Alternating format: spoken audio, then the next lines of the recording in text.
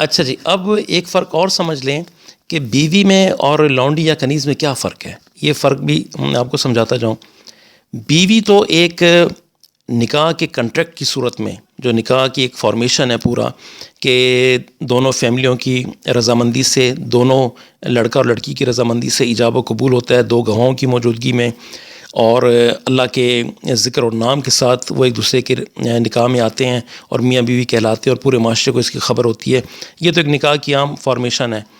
اور جو لونڈی یا کنیز کا تصور ہے بیوی بننے کا یا اس کی ملکیت میں آنے کا، وہ یہ ہے کہ لڑکی کو ریاست یہ فیصلہ کرتی تھی کہ یہ فلاں آدمی کے ساتھ کنیز ہوگی، لونڈی ہوگی، اور اس لڑکی کا سٹیٹس یا مقام بیوی کا ہوتا تھا. اگر غلام لڑکی باپ کو الاٹ ہوئی ہے، یعنی کہ اس کو دی گئی ہے، ریاست نے اسے دی ہے، تو اس آدمی کے بیٹوں کا کوئی حق نہیں تھا کہ وہ اس لڑکی پر کسی قسم کا کوئی حق کلیم کریں، بلکہ وہ ان کی ستیلی ماں ہوتی تھی.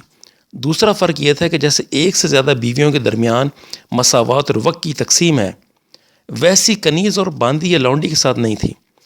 اور اس کنیز کے جو بچے پیدا ہوتے تھے، ان بچوں کا بھی ایگزیکٹلی وہی مقام تھا جو نکاح کے نتیجے میں پیدا ہونے والے بچوں کا ہوتا ہے، اور ان کو بالکل وہی حقوق ملتے ہیں جو بیوی سے پیدا ہونے والے بچوں کو ملتے ہیں. وراثت میں ایک جیسا حق تھا، اور کنیز کا جب بیٹا یا بیٹی پیدا ہوتا تو وہ فیملی کا ایک ممبر ہوتا، اور اسے کسی کو نہ دیا جا سکتا تھا اور نہ بیچا جا سکتا تھا.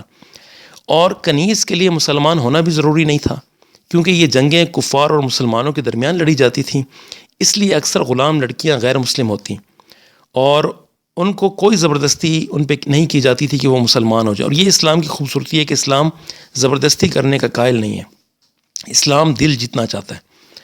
اور البتہ مسلم معاشرے میں جب وہ لڑکیاں رہتی تھیں، اور جناب نبی کریم علیہ الصلوۃ والسلام جس معاشرے میں ہوں، وہ کیا آئیڈیل معاشرہ ہوگا.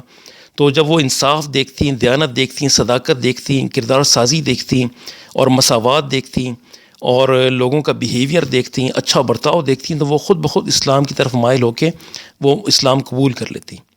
اچھا، یہ تو ہو گیا تھوڑا سا ان کے درمیان ڈفرنس. آج کے دور میں کچھ لوگ وہ اس کو تنقید کا نشانہ بناتے ہیں اور اس کو پراسٹیٹیوشن کے ساتھ میچ کرنے کی کوشش کرتے ہیں، یعنی زنا کے ساتھ. اب یہ زنا اور یہ شادی کو سمجھنے کی کوشش کریں. اگر کوئی آدمی نکاح ہوتے ہوئے شادی رکھتے ہوئے کسی غیر محرم سے جو پراسٹیٹیوٹ ہو، جو فاحشہ ہو، اس کے ساتھ جنسی تعلق رکھے، زنا کا رشتہ رکھے، اور اس کو پیسے بھی دے، تو وہ ان کی نظر میں وہ تو ٹھیک ہے. لیکن اگر یہ اس دور میں لونڈی یا کنیز یا باندی کو یہ ایک سٹیٹس دیا جاتا تھا اور فتنے فساد سے بچایا جاتا تھا، اور اللہ تعالیٰ قرآن مجید میں فرما رہے ہیں کہ ان کو اس طرح سے ایڈجسٹ کرنا ہے، یہ ان کے لیے یہ چیز یہ برداشت نہیں کرتے ہیں.